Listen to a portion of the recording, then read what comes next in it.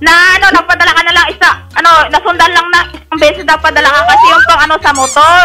Birthday na yun, Tay. Birthday mo. Pinadalan ko kaya yung pira. Itong unggoy ni mo. Kumain ang unggoy mong bana. Tansabing. Ang unggoy, minom ng tubig. Nagpinaguitan, nagpapagod, nagtitinda na saging.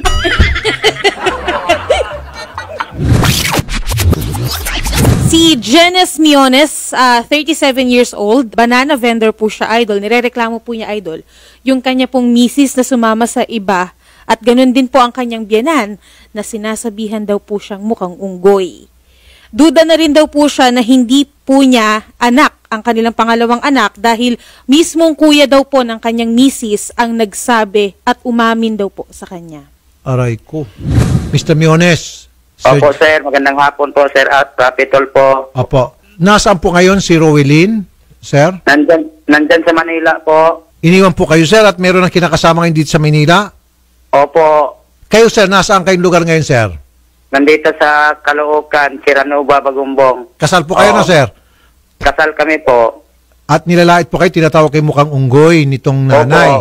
Oo, nilalait ako. Pati yung asawa ko po, nagsasabi din niya mukha akong unggoy po, wala akong pag-aralan, bugo daw ako po. May ebidensya po kayo, sir, na siya po'y sumama na sa ibang lalaki?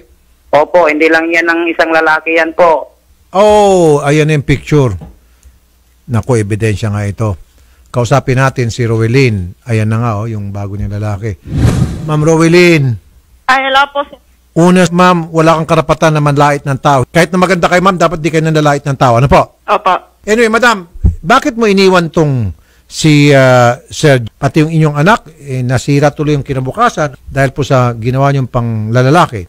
Kasi naman po, pag nagpapadala po siya ng pera, kinikwenta niya po Natural, kinikwenta niya para i-budget mo na maayos yung kanyang pinagpapaguran bilang isang banana vendor, di po ba? Opo. O, yun naman pala Magkano bang gusto mong support ibibigay niya sa iyo na sweldo niya? 1,000,000, isang buwan? Hindi naman po sa ganon kasi pag yung mga pinapadala niya po napupunta naman po sa bahay.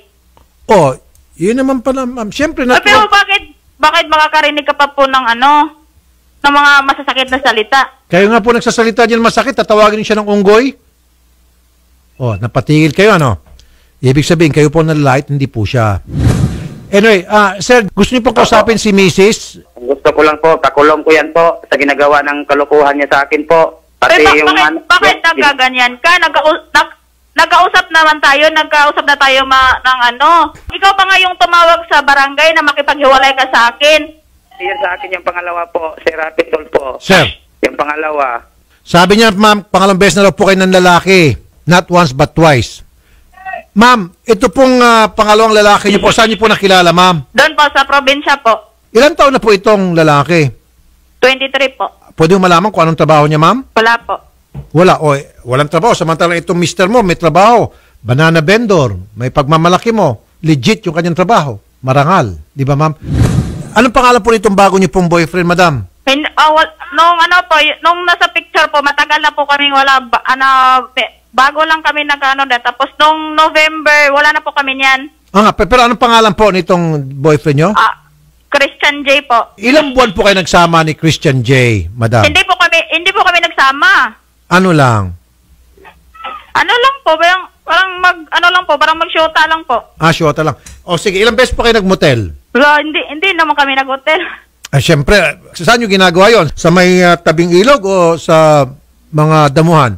Nung time na po yan is birthday po ng parang tiyahin niya po. Okay, so saan nyo po ginawa yon? Sa bahay ng tiyahin niya? Opo. Okay. Makailang beses nyo po ginawa yon sa bahay ng tiyahin niya? Wala, unang beses lang naman po. Once yung lang? Picture lang. So once lang kayo nag-sex tapos hindi na ulit? Hindi po kami nag-sex. Hindi ko kayo nagtalik? Hindi po. Kiss-kiss lang? Oo, parang, hindi naman po. Okay. Yung una po, sige, itong pangalawa, wala. Yung una po, ma'am, ilang beses kayo nag-sex? Wala din po. Wala? Kiss-kiss din ulit? Opo. Mukhang mahirap ata paniwalaan yan, ma'am. Wala maniniwala po sa inyo. Nakikipagrelasyon kayo, ibig sabihin, naka two-timer kayo, wala man na nangyari. Papayag ba naman itong mga lalaki? Alam naman natin, yung habol ng mga lalaki mo sa'yo, alam mo naman, di ba? Opo, alam naman po, pero wala po talaga. So, ibig sabihin, hindi mo sinurrender si Bataan? Hindi po. Sir, Opo. meron ba kayo ebidensya bukod dun sa litrato? Mga pag-uusap nila na sweet sila, na sinasabi doon, masarap ka. Sorry, walang mali siya na to masarap ka, isa pa, yung mga ganon, kasi pwedeng gamitin ebidensya sa korte. Pangalawa po, hindi yan sa akin po. Sabi ng kuya niya po. Kuya mismo Idol. nagsabi? Opo. Okay. Kaya lang sir, pagdating sa korte, papayag ba yung kuya magtistigo laban sa kanyang kapatid? Opo. Nako, patay ka ngayon, Mrs. Yung kuya mo mismo magtitistigo laban sa'yo. Ibibinta dapat yan po eh. Ano pa? Ibibinta dapat yung bata, nagbuntis siya. Bibinta niyang 35,000 sa hulo. Nako. Ma'am, ibibenta mo sana yung bata. So, child trafficking po yan, ma'am. Ito na, may kaso ka na, yari ka na. Mrs. Child trafficking po yan, yung magbebenta ka ng bata. Pwede ka na makasuhan dito. Wala naman po kami sinabi na ibenta. Yan na, yung kapatid mo mismo magtitistigo laban sa'yo. Patay ka ngayon. Saka yung kapatid niya kumuha sa kanya, sa lalaki. Wala ng lalaki ko. Hindi naman si kuya yung kumuha sa akin, sila mama naman, saka sila papa. Hindi ako naniwala sa'yo. Hindi naniwala. Bakit? Sumusuporta ba si kuya sa amin? Hindi naman? Ay, ginagawa mo kasing kalukuhan ako. Mukha mo akong tanga. Unggoy ba ako? Lahat-lahat ginawa ko. Ang sabi mo, birthday mo, hinahandaan kita. Bahay. Magpadala ako ng pera. Ang tagal mo naman umuwi sa Maranding. Kaya pala, nandun yung lalaki. Kausapin mo natin tong si Bianan, si Nanay Rowena. Nanay Rowena. Sir. Okay. Bakit ho nyo nilalait itong si Jeans? Tinatawag niyo po siyang unggoy? Wala man kami naglalait sa kanya, sir. Siya lang na nagsabi sa amin, sir. Ganyan. Wala kami nagsabi sa kanya, sir. Kung sabi may sa kanya unggoy, hindi naman nagsabi may sa kanya, sir, unggoy. Alam niyo ba, ma'am, na yung inyong pong anak ay lalakero, madam? Dito, sir, dati, sila naghiwalay. Pagkatapos, sabi niya, mama, magtrabaho ako. Ang mga bata nandito sa amin, sir. Sabi man niya, maghanap na daw ng pera para magburikan daw, sir. Para maghanap ng pera para pambili ng gatas, sabi niya. Nagtrabaho ko ng anak ko, maghanap ng trabaho para magbili ng gatas. Okay, sandali. Biglang natawa si Shelly. Nagulat ako, may biglang sumingit. Ayun na yung kapatid. Okay, sige. Kausapin natin. Hello, ayan. Hello, Sir Joselito. Kuya ni Rowena ito. Okay. Ni Rowena. Maganda nga po, sir. Sir, totoo ba, sir, magtitistigo kayo laban sa inyong kapatid? Opo. Tapos ng boxing. Finish na. Desisyon ba yun ko yan? Kasi yung ginagawa ng kapatid ko, hindi ko na kaya eh. Ano po yung mga ginagawa ng mga kapatid nyo na hindi nyo po nagustuhan, sir? Panglalandi sa mga lalaki, kasado yun, di ba? Ang mataklap lang doon, sir, kung bakit pa nag-upload sa Facebook, yung mga picture na yan. Okay. Pero sir, meron po kayong ebidensya at kayo po ay makakapagtistigo na ito pong kapatid ninyo ay nanlalaki at nakipagtalik sa lalaki at tumira sa Pero lalaki. wala akong ipakita sa yun nga ganyan. Pero kayo po sir, meron kayong first-hand information na ito pong kapatid ninyo ay nakikipagrelasyon sa isang lalaki. Kasi inaamin na mga kapatid ko yan eh. Nung tumawag yung bayaw ko ng isang araw, tagal nilang alam. Tagal ko na din alam yun, sir. Okay. Kaso lang itong mama ko, consentinor sabi eh. Kasi yung kasalanan ng kapatid ko, tinatakpan niya. Okay, tawagin mo si Atty. Garrett, tanongin natin kung pwede ito. So, si Joselito, yung kapatid, magtitistigo raw siya na yung kanyang ate ay naglalandi sa mga lalaki at magtitisigo rin po kayo, sir, na itong inyong kapatid sumama po sa dalawang lalaki na. Tama? Sir, tumatawa si sir. Ba't tumatawa si sir? Ha?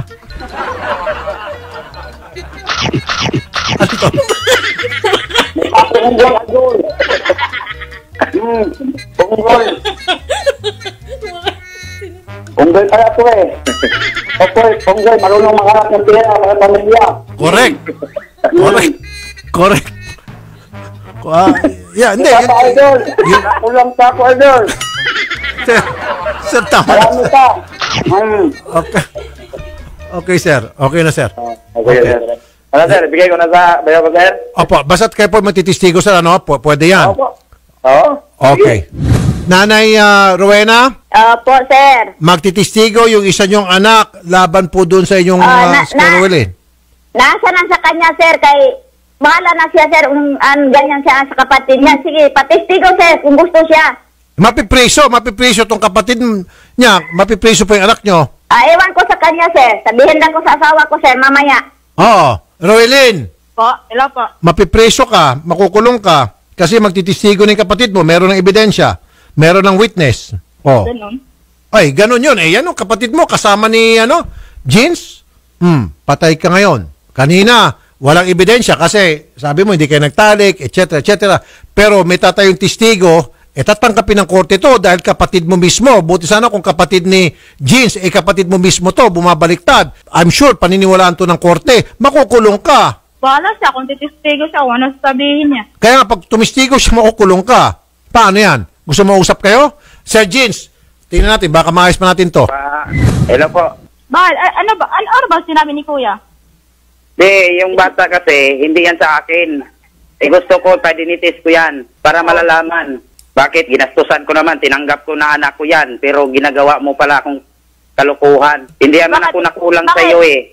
Bakit? Ikaw lang ba may mali? Anong pagkakamali ko? Isipin mo naman, ginastos ko lahat, pinibilihan kita lahat kung anong hinihingi mo. Tapos anong isukli mo sa akin, ganon? Bakit? Porque ikaw nagbubuhay sa amin, parang talaga ako nagbubuhay sa iyo. Bakit? Mayroon ka bang ibubuhay sa akin? Mula nung umalis ka, pupunta ka na Zamboanga City. Bakit? Nung nagsakit yung anak mo. Oh, nagpapadala ka ba ng pera namin? Wala. Nung naglaba pa tayo sa suba, sinubsob mo pa yung bata sa ilog. Sinubsob? Maniwala ka. Ayaw mo maniwala no, na sinubsob mo yung anak mo. Sabi pa ni Tonton nga, ma, tanungin mo si Inday ma, kay sinubsob yung si Chloe sa ano pa bang hinahabol mo? Di ba nag-usap na tayo? Ikaw pa nga may sabi. Sandali lang ha, pagbigyan natin, sandali po sa kayong dalawa, pagbigyan natin si, kanina may gusto daw sabihin, kanina pa si Nanay Rowena. Nanay Rowena, si Nanay Rowena, itong unggoy ni mga unggoy ni mo, kumain unggoy mong bana, kansabing. Unggoy lagi. Pero wala akong nakulang sa inyo. Kahit anong pera, uras-uras, padala ko. Sabi mo, padala ka ng pera o padalahan kita. Anong ginawa mo? Kumuha ka ng maaga, tapos uwi ka hapon. Anong hapon? Huwag kang magsinungaling. Hapon daw. Huwag kang magsinungaling. Pag tumawag ako, patayin yung cellphone. Tapos pag kayo nang kailangan ng pera, saka tutawag kayo, magagalit pa kayo kung matagal maghulog. Tatawag ako sa email. Ma'am, hulugan mo yung asawa ko. Bakit? Ikaw lang ba dapat entertainin? Kasi may mga anak, dalawa yung inaalagaan ko. Yan ang Away pamilya, bakit sinasabi mo bakit mo ginawa yun? Away pamilya lang. Hindi sa ganun na mga babae, mga lalaki ka. Bakit? Ganun lang laki. Ako, makita ba ni mo, may babae ba ako? Diba? Mukha akong unggoy, walang babae nang tumatatol natin, mukhang unggoy eh. Nag-post ka nga sa Facebook, may kabitukulo ka namang babae, bakit ang alam ba ako? Asong post sa Facebook na babae, bakit ang alam ba ako? Wala akong pinupost, hindi akong bininda. Nakakalimutan ko kasi siya, sir, kasi nung nagkausap kami, pinapalaya na niya ako, hindi niya ako pakikialaman. Bakit? Ano ba siya kausap, bata? Hindi yan totoo, sir. Sabi mo, uwi ka na dito. Pinauwi ako sir, sa May ako uwi. Tapos na-lockdown. Okay. Kaya nang sa aking unggoy na ako. Balatan ng unggoy ako. Siya naman, noong araw naman po kaming nagkalabuan. Siya pa nga yung tumawag sa kapitan, pinapahiyakan niya ako sa kapitan. Siya na yung nakipaghiwalay sa akin. Bakit ngayon? Anong nangyari sa'yo? Ikaw yung nakipaghiwalay. Binaliktad mo ako? Ikaw nag-text sa akin. Ay, maghiwalay na tayo kasi naguluhan ako. Sabi ko, bakit nabigla ako? Sabi ko, nabigla ako. Ang sakit mo kasi magsalita. Bakit mo ginawa yun? Sabi ko, bakit naghiwalay ka sa akin? Yung text mo, ipinurwad ko sa mama mo. Kay Gaga. Sino kapatid mo? Pinurwad ko. Anong text? Sabi mo, lamaya ka dito. Tanong ako sa mama mo. Kasi masakit ka magsalita. Pinagsabihan mo ako na magbenta na lang ako ng ng puri para may panggatas ako. Bakit mo ko sinasabihan ng ganyan? Bligyan puri. Hindi totoo yan. Pumunta ka ng Manila, hindi ka nagpapaalam sa akin. Bakit magpapaalam ako sa'yo? Bakit magpapaalam pa? Kasi yung nagpapadala ka ng pera, pinapadala mo sa kapatid mo. Sa amin na grocery na lang sa kagatas yung matatanggap namin. Di ba ang sabi ng mama mo, makukuha ng sabi kasi ng mama mo, doon na lang ipadala kay Ronel o hindi kay Ronel sa kapatid mo para si Inday na dito lang sa bahay para wala kang pagdududa kung manglalaki. Oh, anong ginawa mo? Ginawa ko pa rin, pinapadala kita ng pira. Nagpunta ka na yun na yung last, yung nagpapadala ng October na nagpadala ka na lang nasundan lang na isang beses nagpadala ka kasi yung pang sa motor. Birthday na yun, Tay. Birthday mo. Pinadala ko kaya ng pira. Oh. Tipin mo naman ako. Anong na bang nakulang ko sa'yo? Yung sinabi ko sa'yo lahat yan. Pero ikaw na yung nagdesisyon pinalaya mo na ako. Anong pinalaya? Ikaw wala ka palang kwenta kausap. Natalo ka sa sabungan ng 20,000. Bakit mo ako anak ko, 1,000 1,000 lang pinapadala mo, 800. Bakit binag-block mo ako sa cellphone? Anong 800? 800? 800? 1,000. O, nandun kayo sa resibo sa asawa ni Kuya. Doon ka na nagpapadala sa asawa ni Kuya. Manghiram. Kayo nagpadala ko last na padala ko ni asawa ni Kuya ni mo. Siyempre, pinapatyan ako ng cellphone ng mama mo. Magpadala ako. Bakit si Kuya? Bakit si Mama? Ikaw lang ba yung i-entertainin niya? Maraming binabantayan si Mama. Padala akong pin. Makinig po kay Mama at saka Sir. Attorney Garrett. Yes, Sir Rafi. Okay, nakamonitor ka ba kanina pa? Yes, sir. Mukhang mainit yung sigawan. Okay. So, willing magtistigo itong kapatid ni babae na itong kanyang sister ay lalakero at nakipagrelasyon sa mga lalaki, nakipaglandian sa mga lalaki. Tatanggapin ba sa korte yung pagtitistigo ng kapatid ni babae laban sa kanyang sister mismo?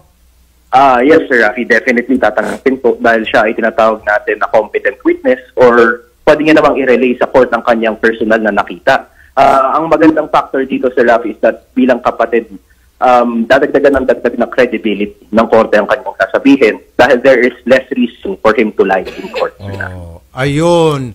So, ano maging kaso nitong si babae kung magtistigo na po si lalaki na sabihin, yes, yung kapatid kong yan, lalakero, nagipaglandi sa mga lalaki, nagipagrelasyon sa mga lalaki, anong pwede maikaso? Yes, sir. Ang ihasampa po natin dito is yung crime of adultery, Sir Rafi, or yung crime na nakocommit ng isang babae kapag siya ay kasal at nakipagtalik sa isang lalaki na hindi niya asawa. Ang penalty po nito is prison correctional medium to maximum or 4 years to 6 years. So, Sir Rafi. Ayun, sige. Salamat, Attorney Garrett. No problem, sir. Ayan, ma'am, Mrs., nagsalita na po yung batas. Adultery po, pag nagtistigo po yung kapatid ninyo. Saka pa naman po siya nagaganyan. Masyadong lalapit na po akong umalis. Wala siyang kwenta kausap. Yan na yun, nagkakagibalay. Okay, sir, umiyak na po si Mrs. Okay na ako dito. Wala na po. Ipakulong ko talaga yan po. Wala kang kwenta kausap. Pinalaya mo na kayo. Nag-usap na tayo. Yung anak ko po, ipadinitis ko yan po. Idol. Pa-DNA test, sige po. Sige. Kukunin Bakit ka nagdududa? Kukunin ko yung anak ko. Hindi ibibigay sa biyanan ko po. Sabi nila po. Hindi, teka muna, sir. Ilang taon po yung bata? 2 taon na yung lalaki po na sinabi na hindi anak ko po. Sir, kung hindi nyo anak din, huwag nyo kunin. Hindi nyo pala anak. Ba't nyo pag-interesan? Yung sarili mo lang inisip mo. Sige po. Yung panganay na lang po. Pinalaya na niya ako. Tapos yun, sinabi mo pa nga sa akin, pinapalaya na kita. Hindi mo na ako, hindi mo na ako pakialaman. Ba't niya yun nangyari sa'yo? Anong pinakalaman? Kasal tayo. Wala tayong pirmahan. Ginawa mo. Magtatrabaho ko sa ibang bansa. Hindi. Bakit ka magtrabaho? Hindi ako nakulang. Hindi nga nakulang, pero kasi ang sakit mo magsalita sa amin. Kumakain na kami sa pera mo, pero ang sakit sa amin, may maririnig mo sa akin na salita. Hindi na kaya. Ang unggoy, uminom ng tubig. Nagpinaguitan, nagpapagod, nagtitinda na saging. Okay na, sir.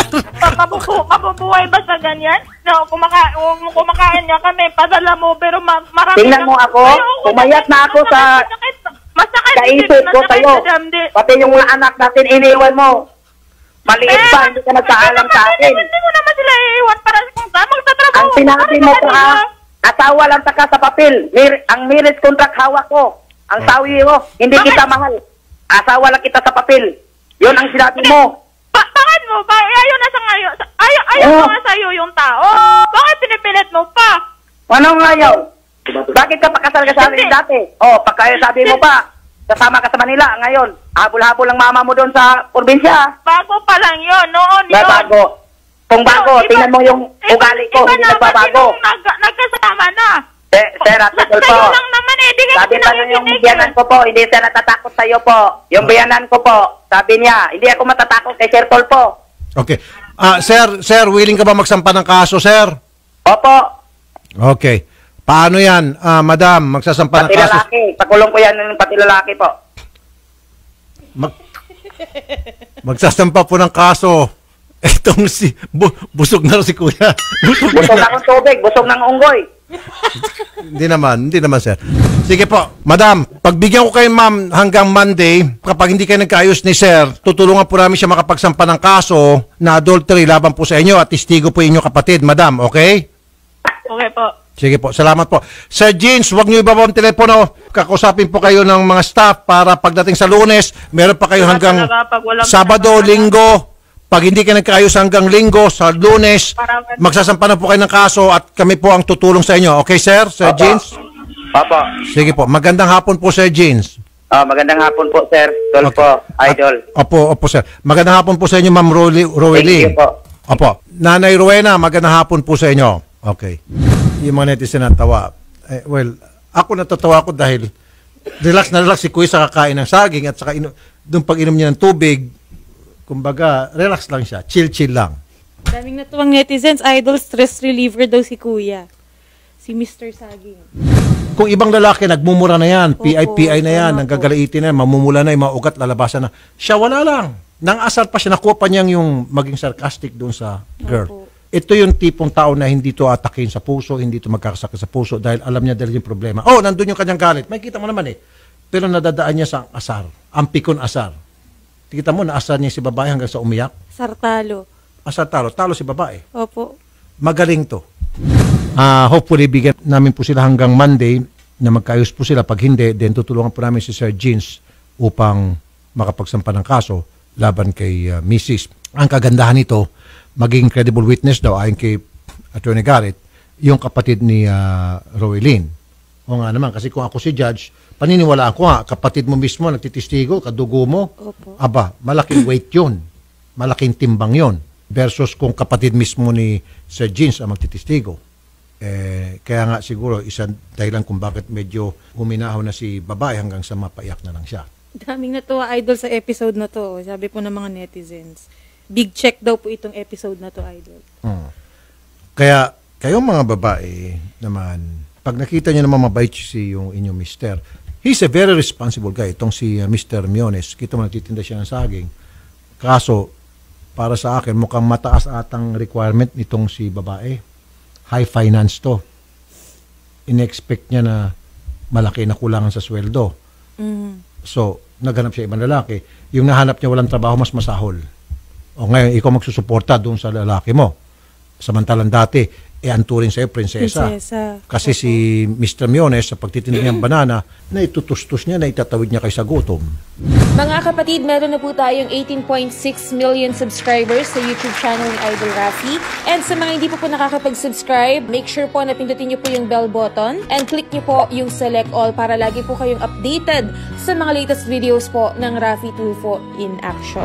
Rafi Tulfo, isang taong hindi ka iiwanan basta nasa tama ka, ilalabang ka ng patayon kahit na sariling reputasyon niya ang itaya. Ipagtatanggol ka niya kahit siya ang mapahiya. Ang sarap kapag panatagsan man ng iyong tungkol.